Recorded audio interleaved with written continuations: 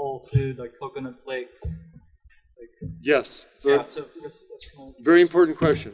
To make a long story short, I have some videos out there. One of them's called Salt, Sugar, and Oil, and I go into the oil thing, why you don't want to be pouring oil on your food. There's nothing healthy about olive oil or really coconut oil.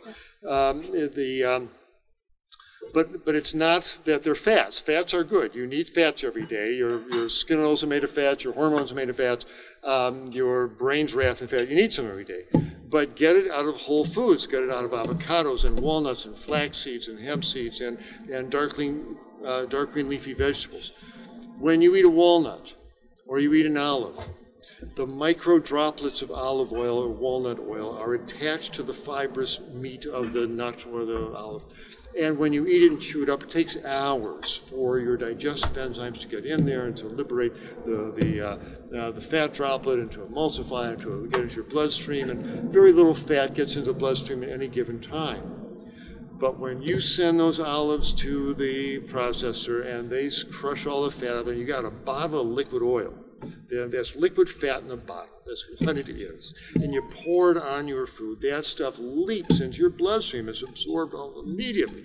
And now it has pharmaceutical effects in your bloodstream. And all this oil gets into your bloodstream. The film of oil coats your red blood cells. You can see it under the microscope. They get sticky. They start sticking together. Your blood gets more viscous. It gets thicker. It flows more slowly. It sludges in the capillary beds. That slows down oxygen delivery to the tissues. There's nothing normal or natural or physiologic about this.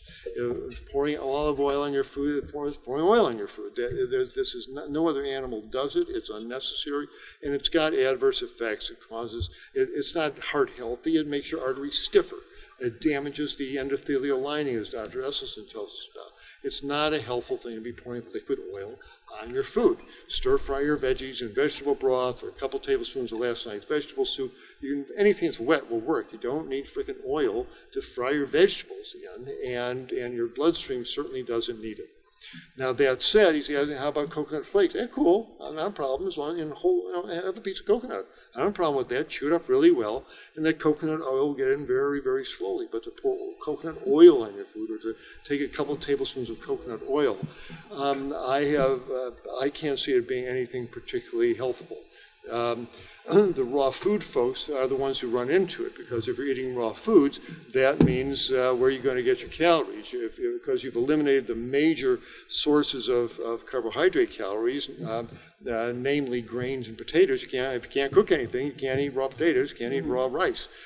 So that means in order to keep yourself from wasting away, where you're going to get your 2,000 calories, it's going to come from fats. And the raw food diets are usually a high-fat diet. They're eating lots of nuts and sunflower seeds and coconut oil and all this stuff. That's not what humans are supposed to run on. Fruit. They are carbohydrate-burning organisms. Fruit. And eat whole fruits and vegetables and potatoes and quinoa and millet and lentils. And you'll get all the calories that you need. But there's nothing magic about coconut oil. And Brendan's a beautiful guy, but I certainly... I would encourage him to have people eat whole coconut, but again, pouring coconut oil or taking off a spoon doesn't seem like a helpful thing to me. That's my story, and I'm sticking to it. Yes?